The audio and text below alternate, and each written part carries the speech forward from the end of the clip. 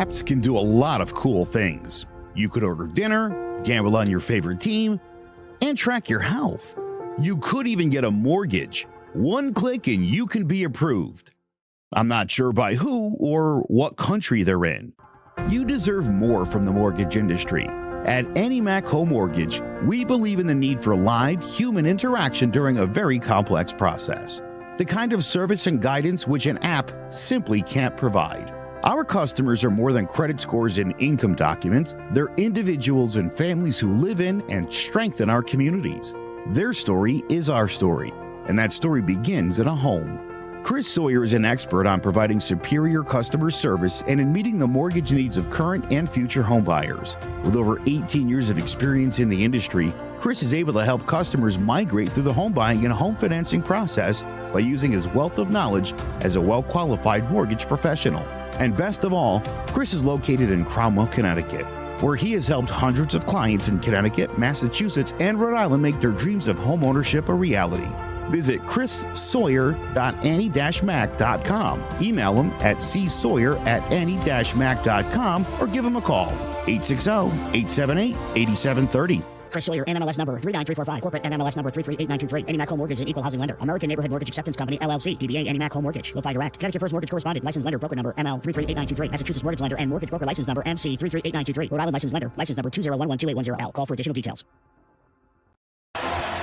Jones on first down, wide open, it's Barkley, and Saquon Barkley will take it into the end zone. Your best ability is availability. Saquon Barkley, he's great when he's on the field, but the problem is since 2018, he hasn't been healthy for this team. Look at this, they lob it to him, he taps it in off the glass. How about that? Porter Moser, I think right now is the best coach in college basketball, hands down. Vince 2 for 3, he's done his part.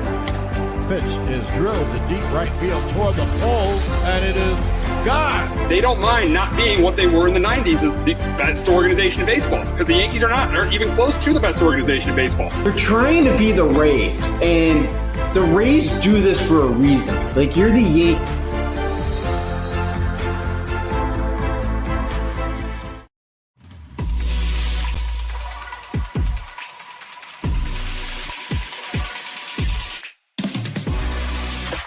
Sanderson looking in, zone for a pass. He's looking for King, intercepted. He's going to go down the right side. Lawrence down to the 20, 30, down to the 40. He might go all the way. 3rd down and 7. Good jump off the line by Strahan, who gets the sack. Pressure from Thomas off the edge. Eli Manning stays on his feet, airs it out down the field. It is caught by Tyree. 4-man rush. Eli throwing into traffic on the sideline. They're going to ruin a catch by Manning.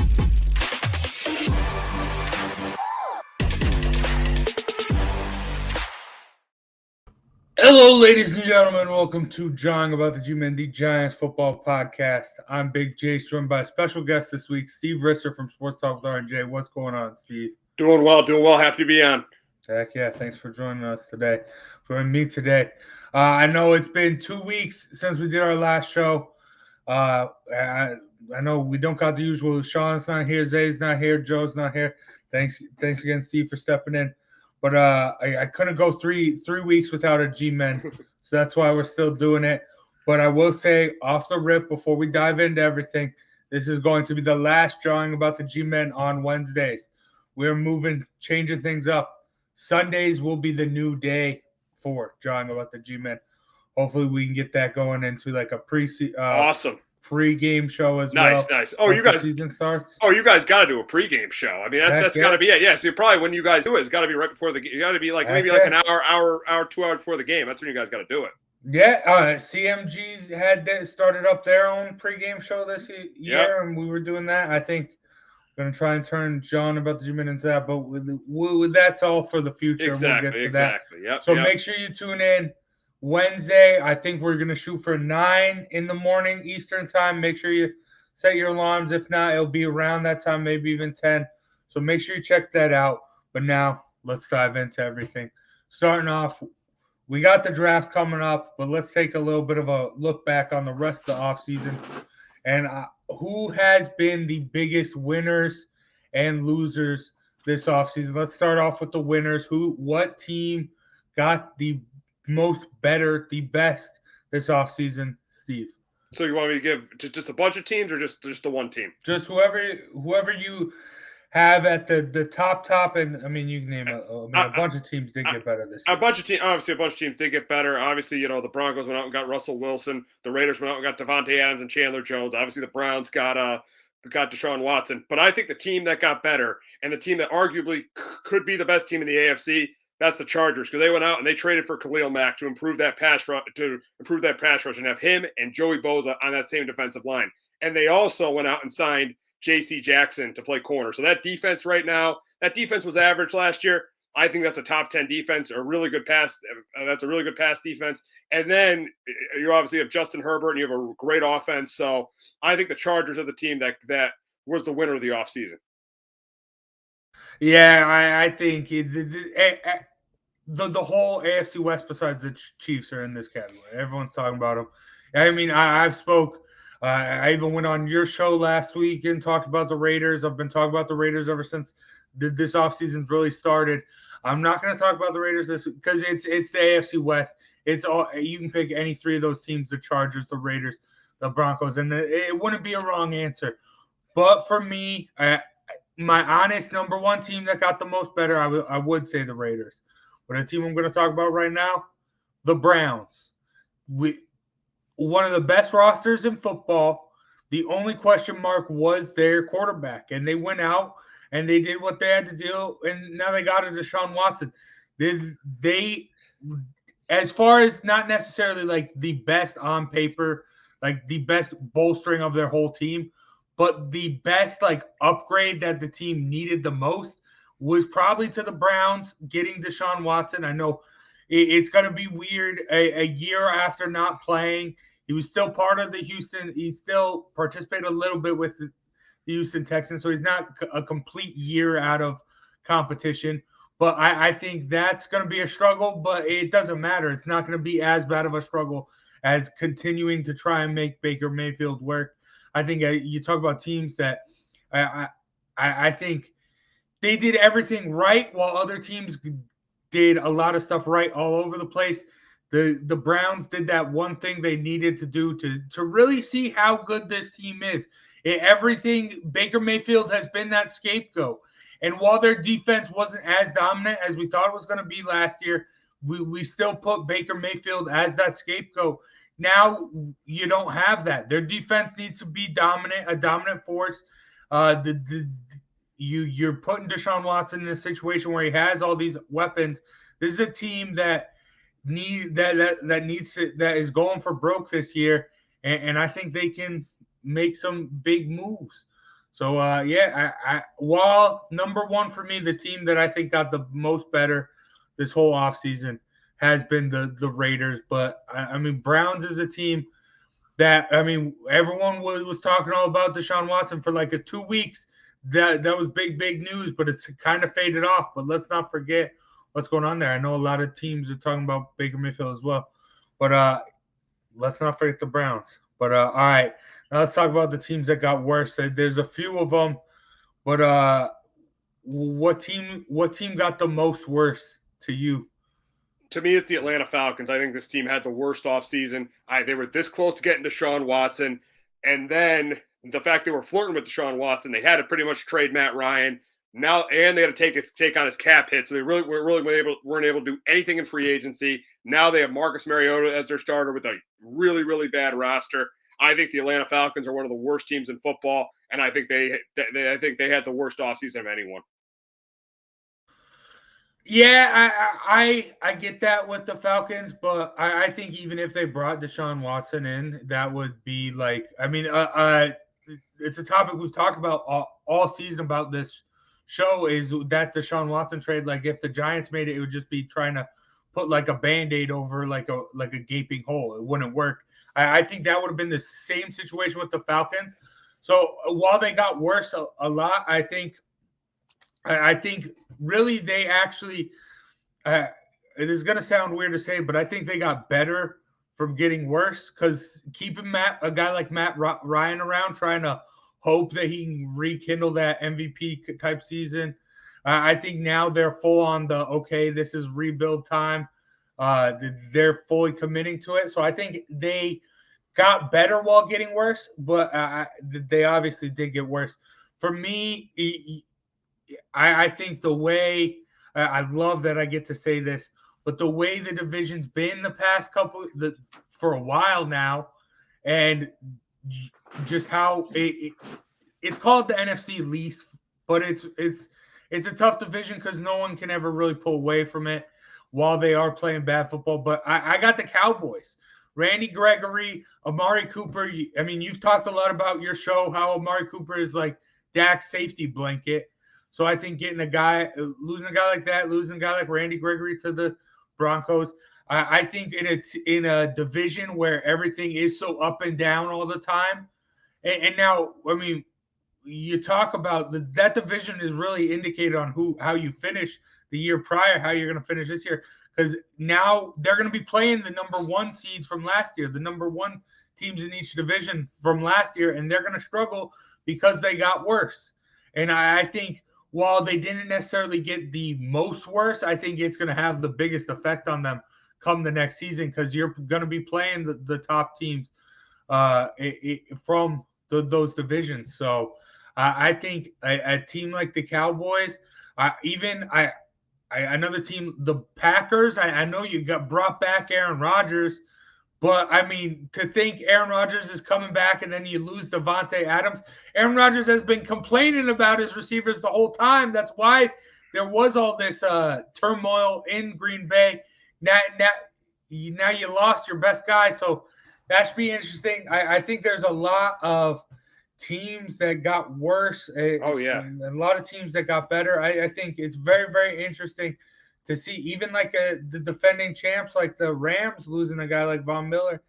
That's not too big, but they just didn't have enough cap space. They're still I have them still as the favorite to win the NFC.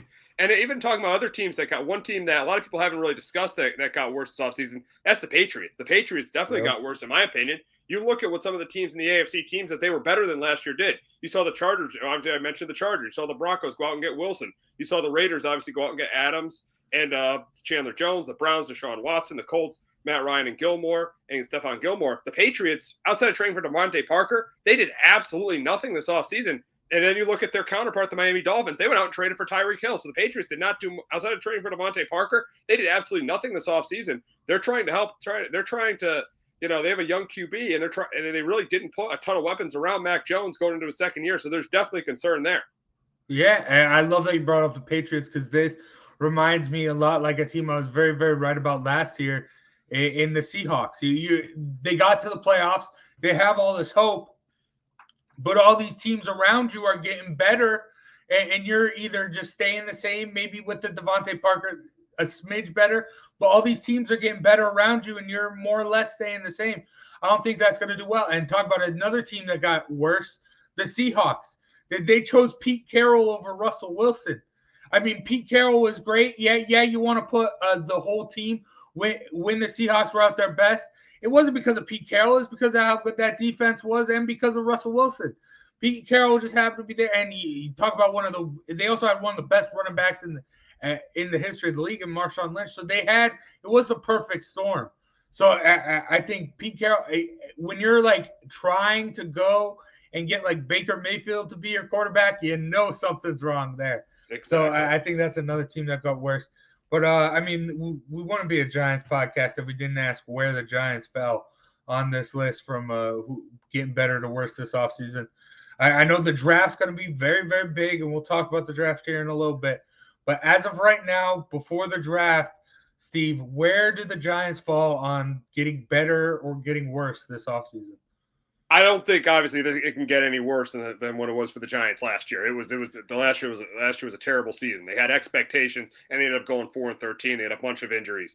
I would say right now, looking at their schedule before the draft, I'd say they're a 6 or 7 win team. Still very easily could finish last in the division, but I think they're a 6 or 7 win team. And in terms of the teams that got worse, I think the two teams I said that I have that got worse, because everybody that got better, they're not obviously not better than. But in terms of the teams that got worse, the only teams I would have them ahead of are the Falcons and the Seahawks. So I'd say right now they're a 6 or 7 win team. Yeah, I agree with that. I'd say 6 or 7 win team in the NFC East, though. That could be. Maybe. I don't think so. I think Dallas. Even though they got worse, Dallas is still a 9-10 win team. Philly, I think, is an 8-9 win team too. Yeah, I would say for the Giants wise though, I'd say I'd put them at the end of the getting better, because I have hope with this new regime and everything. That there's at least some hope, some sort of direction being at least brought into the light, and some sort of I can see where it's going at least a little bit. With Joe Judge, everything was foggy. I didn't know what was coming next. Now I can at least see the plan getting and how the Giants can get better. Are they going to stick with that? Is this going to be just another Giants mess up? Who knows? But right now, I'd say they're at the tail end. They're like right in the middle. I wouldn't necessarily say they got worse, but they did get tremendously better. So right in the middle. And we had some breaking news earlier today. You talked about it on your show. Deebo Samuel's requesting a trade. Is there a team that can make get this trade done, and that can put them into that better category for this offseason? I think it could be. I think it could be a couple teams. There's 3 teams I'm thinking. First, the New York Jets. I think they definitely can get this trade done because they have 2 first-round picks. They have the 4th overall pick and the 10th overall pick. So they very easily could get this done. And obviously the Jets have a need at receiver, and they went after a wide receiver in the offseason, Tyreek Hill. Second team is the Indianapolis Colts. Really, outside of Michael Pittman, who do they have? They really don't have anything else outside of Michael Pittman. So I know they don't have the capital because they don't have a first-round pick. They traded that when they gave that away when they traded for Carson Wentz, and it would be tough for them to give up a 2nd-round pick because obviously they don't have a 1st-round pick. But that's definitely fills a need if they want to go after Deebo Samuel. And I wouldn't be shocked if they do it, because Frank Wright and Chris Ballard right now are on the hot seat in Indianapolis. And third, it's the Philadelphia Eagles, and they have the capital. I think they have. And so out of my 3 teams, they're definitely second behind. I put them behind the Jets because they have the 2 first-round picks. So if they want to give up a first-round pick, that to give up Deebo Samuel, they have the draft capital to make that happen. Yeah, I think the Jets, they were in the Tyreek Hill sweepstakes, so I think they're going to be definitely trying to get that. I love the Indianapolis Colts. I think that would be great. I actually brought up after your show the idea of the Eagles because of their draft capital. And also, granted, I think their front office is going to be the reason why they don't do that, but why they don't go after it. But this is they should be pursuing some sort of opportunity here. You have the 2 first-round draft picks to work with now to offer something up. And that is a definite need. You got into the playoffs last year, even though it was a wild card, you still got in. You still had some sort of opportunity. You need something like that. But I think just the lack of their front office being good, I think that's going to be the real issue for Eagles fans to get it done. But as a Giants fan, I'm happy because I don't see that happening. I don't either. Yeah, and a team you talked about earlier, the Patriots. I think it'd be great if they could get it done, but can they really, realistically? Probably not, but maybe. Who knows? So, but I'm intrigued. I know that the 49ers and Deebo Samuel have kind of had been bumping heads here for a little bit, but who knows? This might even just be like a business tactic for him to get a better contract. Who knows? It might just all be a smoke and mirror show, but. I don't know. I'm excited though because we saw what he could do last year. He was a beast. Running so the versatile. Run the ball, catching the ball. So versatile. Yeah. So any team he goes to, he's gonna make an impact, and it's gonna be a good one. But all right. So there's a lot of teams that I'm excited to see what can do this year. And I mean, I wouldn't be surprised if one of those teams that we talked about getting worse just randomly plays or exceeds expectations. Because I mean, that's just the way the NFL goes. Like, I mean, who would have had the Bengals at a team getting where they were last year? I know. I mean, you might have thought they were going to be improved, but you definitely didn't think they were going to wind up in the Super Bowl. Maybe compete for a playoff spot, but you definitely didn't think they were going to wind up in the Super Bowl. Yeah, I mean, that's just the NFL. Anything can happen. But so that's going to do it for who's getting better, who's getting worse. We're going to take a look at the NFL draft a little bit. But first, let's hear a word from one of our sponsors. Come on out for a day of fun to the Cove Kids Classic, presented by Clarity. Friday, May 6, 2022 at Lyman Orchards Golf Club to benefit the Cove Center for Grieving Children. Partnership opportunities are available. All proceeds from the Cove Kids Classic support the Cove's free programs. Please consider partnering with us to continue to support grieving children and teens in 2022 and beyond. For more information or questions, call Allison Gamber at 203-634-0500 or email allison@covect.org. The Cove Kids Classic takes place Friday, May 6th at Lyman Orchards Golf Club. Registration begins at 8 a.m. Shotguns start at 9 a.m. on the player course.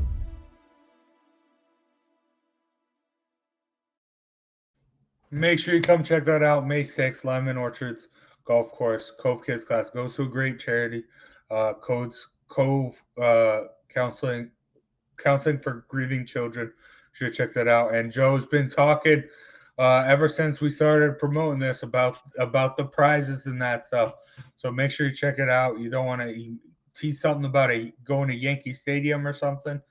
So that was just a tease, and it's talking a lot about these prizes. So make sure you're going to want to be there. But so Cove Kids Classic, May 6th. Be there or be square.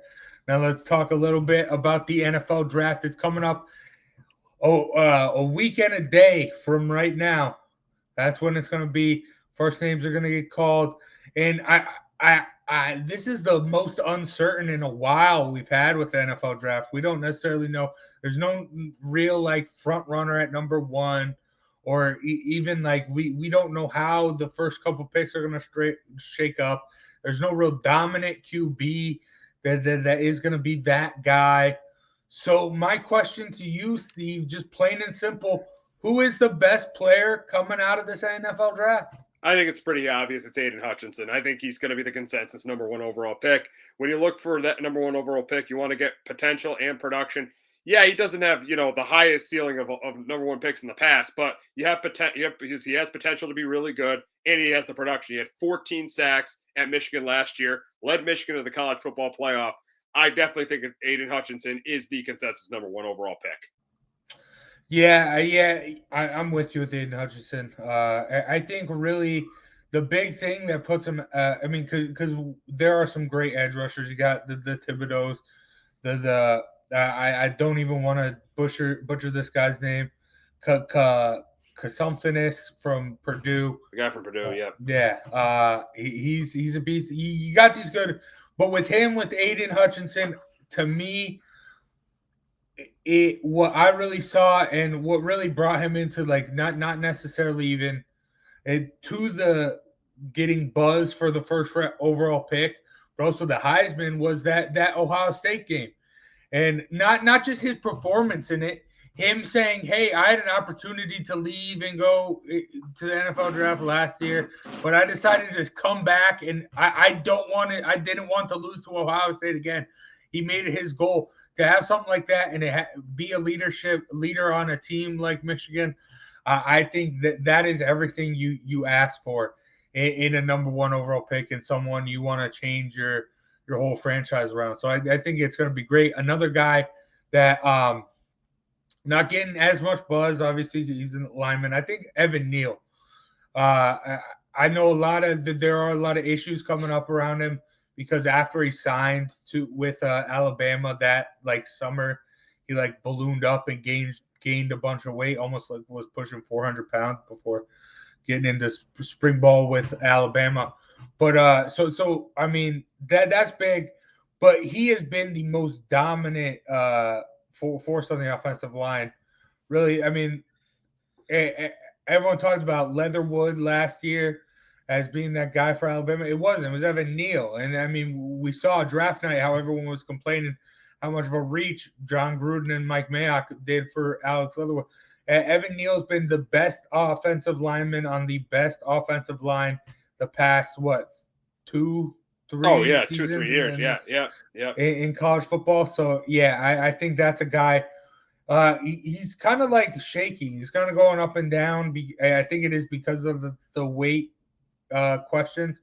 But I think that's another guy who deserves to be at the top of this draft board and deserves some consideration for number 1 overall. But we'll see. I'm excited. Next week's going to be Sunday's going to be our mock draft, so that should be fun. But, I mean, transitioning from just the best player, Steve, who is the best?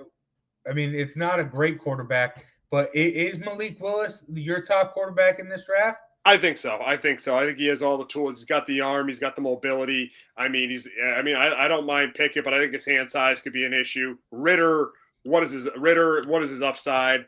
Corral, he's coming off that ankle. He's coming off that. It was an ankle injury, right? He's coming off that ankle injury for Ole Miss. Yeah. So I'd say the best quarterback. I would go with the quarterback I would take first is Malik Willis. In the game today, it's about mobile quarterbacks. If you could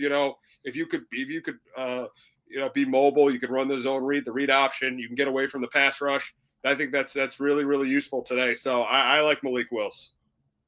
Yeah, I think the only reason I have Malik Willis, I think really all these guys are interchangeable when it comes down to like leading a team. To be honest with you, I don't necessarily anyone being that. There's a reason there isn't a quarterback being talked about being number 1 overall. It's just because it isn't that strong. And we've talked about this for a while now. But you want to talk about like just raw athleticism, raw talent. Yeah, that's why Malik Willis has to be at the top there. If you want a guy to come in and I think out of all the quarterbacks in this draft class, if you want a guy to come in and start day 1, he'll probably have the best production because of his athleticism and his ability to just make stuff happen. But I do think the guys like the Kenny Pickett's. I like Desmond Ridder a lot. I've always been a Cincy guy. I think you talk about mobility. He had one of the fastest 40 times of quarterbacks. So I think, and he was able to use his legs at Cincinnati. I think he's a guy that might find a spot being like kind of, I don't want to say Lamar Jackson, but kind of like that. I think he can make a little bit more plays with his arm, but I think those are guys that are going to take time to develop. Another guy like Matt Corral with that injury he's going to need some time off, but I think prior to that, he probably could have been that number 1 guy, but we'll see. And it's crazy because there are a lot of teams that are in need of a quarterback. You know, you got the Steelers. Mitch Trubisky isn't necessarily going to be that guy. You got the Panthers. You got teams at the top. You got the Lions. You got the Texans. You said the Panthers. Yeah, I mean, you got these teams, but you can wait till probably the second round and probably get your guy. That's crazy when all these teams need a quarterback so badly. So it's very, very intriguing. But I mean, wouldn't be a Giants show if I didn't bring this up.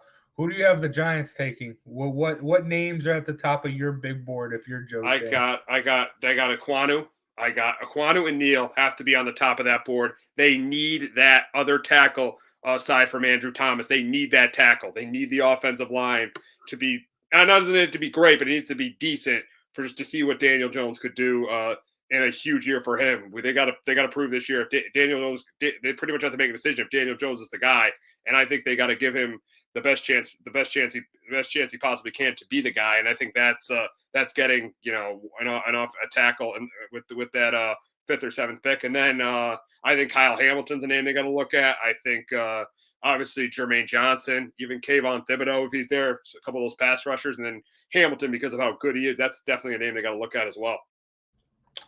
Yeah, I mean, thing with Hamilton though, I mean the depth at secondary that the Giants already have, that's the only question mark. I mean, did lose Jabril Peppers, so maybe bring him in to fill in that spot maybe I think, yeah, one of the edge rush. I mean, O-line has to be a necessity. One of the edge rushers, definitely, if they fall there. I know you're probably going to talk about this next week because you're doing your mock draft. Oh, absolutely. As well. Yes. We'll be doing Make our sure mock draft. Tune in Yes. Wednesday at 1. But Kayvon Thibodeau, right? He's got a lot of these gas or motor questions. As a Giants fan, if he's there, is that going to be an issue for him? If he's taking plays off and that stuff, is that an issue? That's going to be the tough decision Joe Shane's going to have to make if he's there. I mean, he's got the potential. He's probably has the potential to be the best player of anyone in this draft. But he's definitely boom or bust. I mean, he definitely could be a bust because of his lack of productivity, especially that last year or at Oregon. He wasn't as good as people thought he was going to be. So he's got a ton of potential, but production be there. That's the big question with Kayvon Thibodeau. Yeah, I think I can see him saying, hey, I know I'm going to be a top draft pick, not necessarily. That's where the effort comes into play, why he took plays off at Oregon, but still, it's the NFL. You're not going to be able to do that. I don't know. That's just scary for me. So that's where, a guy like Hamilton, I think, instead of an edge rusher there, I know it's a need, but I think Ojulari and Roche, I think both those guys are young and they can develop into something. So if you're starting to question, if you got these big questions on a guy like Thibodeau, I can see why you look past that. I know a lot of people are also talking about wide receivers and that stuff. That's wild. I don't think that's going to happen. You need to shore up this O-line, and then I think you need something defensively. But I don't know. What do you see the Giants drafting a wide receiver at all this draft? Maybe later on, but they're pretty much set at receiver. They got Sterling. I know they have trouble staying healthy, but they got Shepard, they got Tony, they got Galladay. They got to focus on things they need and to get really good value with one of those top 10 picks. They need an offensive tackle and they need an edge rusher in the first 2 rounds. So receiver, they're pretty much set at receiver for me. Yeah, I agree with that. But I mean, crazier things have happened drafting that.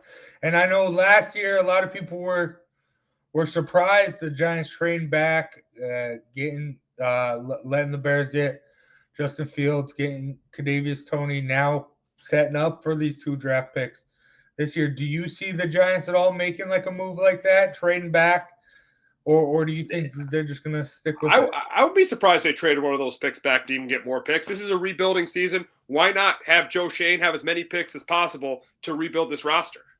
Yeah, I'm with you there. I'm very, very intrigued. These 2 picks, whatever they do with them, this is going to be the biggest. This is the biggest picks in Giants history. You got this new regime in Joe Shane. He's supposed to come in here, change everything around. You have 2 opportunities. I keep bringing it up on this show. You saw what the Bengals did with their 2 first-round draft picks. I know it's different. I know you can't, but look what they did. They 2 first-round draft picks, 2 top guys, brought them to the Super Bowl. I know there were a lot of other circumstances, but why can't that happen for the Giants? And you got an opportunity here. So, but we will all see Thursday night. I'm excited. I'm intrigued. Should be fun. And yeah, but that's gonna do it for John about the G-Men today. Make sure you guys tune in Sunday. We will our new time. It's going to be Sunday. Time still worked out. Make sure you tune in on the social media to when we figure that out. But make sure you tune in Sunday morning. We're going to do our mock draft. And Steve, thanks again for joining us. No problem, Jace. No problem. My pleasure. My pleasure. It was great being on. And filling in. Yeah, make sure you tune in to Sports Talk with R&J every Wednesday, 1 p.m. Eastern, to Steve and Justin. Talk about everything sports. It's Sports Talk for a reason. All things sports. Got an NBA playoffs are kicking up. Make sure you tune in for that. MLB season just started. And then obviously football. Football is all year round at this point. You got the offseason, the draft, everything, all these big moves, big stories. So anything a sports fan wants, tune into Sports Talk with R&J every Wednesday at 1. But yeah, and also big shout out to Chris Sawyer, Annie Mac Mortgage for sponsoring today's episode, and the Kids Cove Classic. Make sure you check that out. But for myself, Big Jace, and Steve Risser, that's going to do it for John About the G-Men. And we will see you Sunday for even more John About the G-Men. Take care, everyone. And see you then. Bye-bye.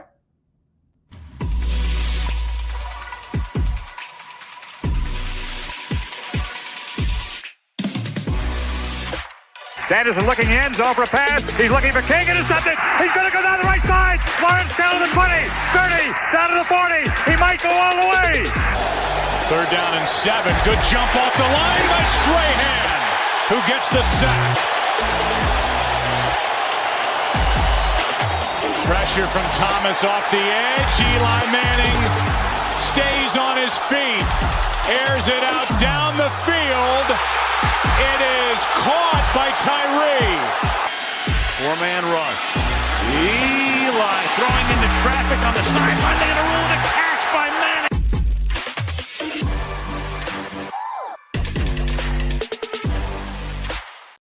Hello, my name is Joe Aguirre. I'm the president of Clovercrest Media Group. And here at CMG, we have a wide variety of podcasts, including sports shows like Keys to the City, The Roll Call, Throwing Jabs, All 4 Downs, and Jawing About the G-Men. And great true crime shows like Sticky Week, Crimes and Consequences, Ivy League Murders, and Bird, the unsolved murder of David Eichmann. You can find all these podcasts and so much more by visiting Clovercrest